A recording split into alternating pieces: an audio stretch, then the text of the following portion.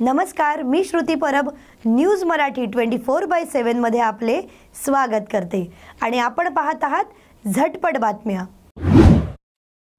गृहराज्यमंत्री योगेश कदम रत्नागिरी दौऱ्यावर आहेत। या दौऱ्यात त्यांनी रत्नागिरीतील शिवसृष्टीला भेट दिली असून त्यांच्यासोबत राज्याचे उद्योग मंत्री उदय सामंत देखील उपस्थित होते। शिवसृष्टीचे भव्य दिव्य स्वरूप पाहून मंत्री भारत गोगावले भारावून गेले। पर्यटनाच्या दृष्टीने एक महत्त्वपूर्ण पाऊल उचलले गेल्याची भावना त्यांनी यावेळेला व्यक्त करून दाखवली। अरबी समुद्र किनाऱ्यावर नजीक असलेल्या एकमेव छत्रपती शिवाजी महाराजांच्या पुतळ्याचे यावेळी त्यांनी दर्शन घेतले व आढावा घेतला असून यावेळी गृहराज्य मंत्री योगेश कदम यांनी देखील शिवसृष्टीचे कामकाज पाहून समाधान व्यक्त केले। मंत्री उदय सामंत यांना शुभेच्छा दिल्या। ठाण्याच्या नौपाडा परिसरात असणारे घाणेकर उद्यान याची दुरावस्था झाली होती। माजी नगरसेवक सुनील जोशी व महेश बोरकर यांनी ठाणे शहराचे जनसेवक आमदार संजय केळकर यांच्याकडे ही चर्चा केली। यावेळी बोरकर रियालिटीचे महेश बोरकर यांनी स्वखर्चाने घाणेकर उद्यान नूतनीकरण करण्यासाठी संमती दर्शवल्याने 2 महिन्यांपूर्वी जनसेवक आमदार संजय केळकर यांच्या हस्ते या उद्यानाची नोंदणी करण्याचा भूमिपूजन सोहळा पार पडला। नागपूर तुळजापूर मार्गावरील बलवंत मंगल कार्यालयासमोर दुचाकी डिवायडरला धडकल्यामुळे दुचाकीवरील 2 जण जागीच ठार झाल्याची घटना घडली आहे। उड्डाणपूलचे काम सुरू आहे। अशातच काम सुरू असताना डिवायडर रस्त्याच्या मधोमध आहे।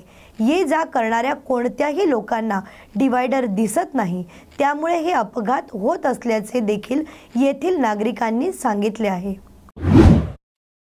शेतकरी नेते रविकांत तुपकर यांचा 13 मे रोजी जन्मदिवस आहे। तुपकरांचा वाढदिवस दरवर्षी अतिशय साध्या पद्धतीने साजरा होत असतो। आपल्या क्रांतिकारी हेल्पलाईन सेंटरच्या कार्यालयात तुपकर कार्यकर्त्यांच्या शुभेच्छांचा स्वीकार करत असतात, सगळ्यांना भेटत देखील असतात। यंदा मात्र तुपकर आंदोलनात्मक पद्धतीने जन्मदिवस समर्पित करणार आहेत। ते चाहत्यांना भेटतील, पण कोणतेही बॅनर लावू नका, पुष्पगुच्छ आणू नका असे आवाहन रविकांत तुपकर यांनी केले आहे। जालना जिल्ह्यात वाळू माफियांची दहशत पुन्हा एकदा समोर आली आहे। अबड तालुक्यातील शहागड परिसरातील ही घटना घडली। अवैध वाळू उत्खननावर कारवाईसाठी गेलेल्या तहसीलदारांच्या अंगावर वाळू माफियाकडून थेट ट्रॅक्टर घालवण्याचा प्रयत्न झाला असून अंबडचे तहसीलदार विजय चव्हाण यांना स्वतःचा जीव वाचवण्यासाठी चक्क हवेत गोळीबार करावा लागला। आगामी खरीप हंगामात बियाणे, खते, कीटकनाशके आदी निविष्ठा सर्वत्र उपलब्ध राहतील, या दृष्टिकोनाने काटेकोर नियोजन करावे।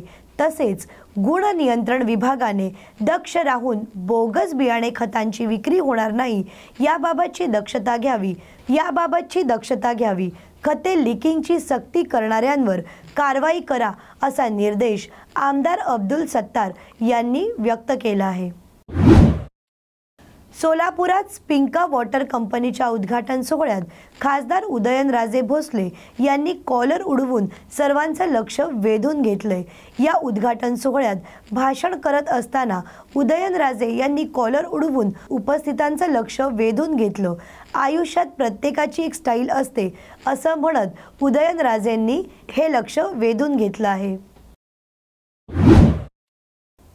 भारत पाकिस्तानात सध्या संघर्ष पेटला असून भारतीय सैन्याने बळ देण्यासाठी पक्षभेद, जातीभेद बाजूला ठेवून सर्व क्रांती चौकांमध्ये एकत्र येऊन पालकमंत्री संजय शिरसाट, काँग्रेसचे खासदार कल्याण काळे, आमदार प्रदीप जयस्वाल, काँग्रेसचे माजी मंत्री राजेंद्र दर्डा, माजी आमदार किशनचंद तणवाणी, राष्ट्रवादी काँग्रेसचे कैलास पाटील व इतर मान्यवर उपस्थित होते।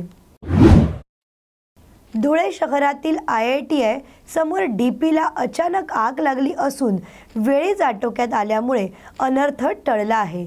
धुळे शहरातील देवपूर दत्त मंदिर परिसरातील ITI समोर असलेल्या DPला अचानक आग लागल्याने सदर आगीची घटनेची माहिती नगाबारी परिसरातील नागरिकांना लगेच धुळे मनपाच्या अग्निशमन दलास माहिती दिली आहे। सदर घटनेची माहिती मिळताच अग्निशमन दल घटनास्थळी दाखल झाले व आग आटोक्यात आणण्यात आली। 16 मे रोजी शिवसेना नेते तथा युवा सेना प्रमुख आदित्य ठाकरे यांच्या नेतृत्वाखाली होणाऱ्या हल्लाबोल मोर्चाची राज्याचे विधान परिषद विरोधी पक्षनेते अंबादास दानवे यांनी स्थळ पाहणी केली आहे। शहरातील पैठण गेट ते मनपा आयुक्त कार्यालयावर हा मोर्चा काढण्यात येणार असून आदित्य ठाकरे यांच्या सभेने हा मोर्चाचा समारोह होणार आहे। भारत आणि पाकिस्तान यांच्यात शस्त्रबंदी होऊन देखील पाकिस्तानकडून कुरापती सुरूच आहेत। त्यामुळे भारतानं हे युद्ध आधीच थांबवायला नको होतं, त्यांच्यासोबत युद्ध सुरूच ठेवायला पाहिजे होतं, अशी संतप्त प्रतिक्रिया जालनातील नागरिकांनी दिल्या आहेत। पाकिस्तान कुरापती थांबवायला तयार नसल्याने त्यांच्यावर अणुबॉम्ब टाकायला पाहिजे आणि जगाच्या नकाशावरून यांचं नामोनिशाण मिटवा, अशी मागणी देखील काँग्रेस महिला आघाडीच्या जिल्हाध्यक्ष नंदा पवार यांनी केली आहे। महिला रुग्णालयात रुग्णांच्या नातेवाईकांसाठी नव्यानं बांधण्यात आलेल्या शौचालय सुरू करा, अन्यथा आंदोलन करू, असा इशारा युवा सेनेच्या वतीने देण्यात आला आहे। शहरातील महिला घाटी रुग्णालय अत्यंत महत्त्वाचं रुग्णालय असून या ठिकाणी जिल्ह्याभरातून हजारो रुग्ण उपचारासाठी येत असतात, मात्र शौचालयाअभावी त्यांचे हाल होतात। त्यामुळे तातडीने हे शौचालय सुरू करावे, अशी मागणी युवा सेनेच्या वतीने करण्यात आली आहे। ही शौचालये तातडीने सुरू न केल्यास युवा सेनेच्या वतीने आंदोलन केले जाईल, असा इशारा देण्यात आला आहे। 12 मे रोजी बुद्ध पौर्णिमेच्या लखलखत्या प्रकाशात यावल वन विभागाच्या माध्यमातून विविध ठिकाणी पाण्याच्या पाणवठे ठिकाणी मंचाने तयार करून वन्य प्राण्यांचे गणना करण्यात येणार आहे। लखलखत्या प्रकाशात जंगलात वन्य प्राणी पक्ष्यांचा थरार आपल्याला अनुभवता येणार आहे। त्यासाठी जळगाव यावल वन विभागाचे अधिकारी जमीर शेख यांच्या संकल्पनेतून निसर्गप्रेमींना याचा अनुभव घेता येणार आहे। राज्याचे उपमुख्यमंत्री अजित पवार हे आज नांदेड जिल्ह्याच्या दौऱ्यावर आले होते। नांदेडच्या मुखेड तालुक्यात चव्हाडवाडी येथे पक्षप्रवेश सोहळा झाल्यानंतर अजित पवार यांनी देलगूर येथे शहीद झालेले जवान सचिन वनजे यांच्या कुटुंबियाची भेट घेतली। खरीप हंगाम तोंडावर येत आहे।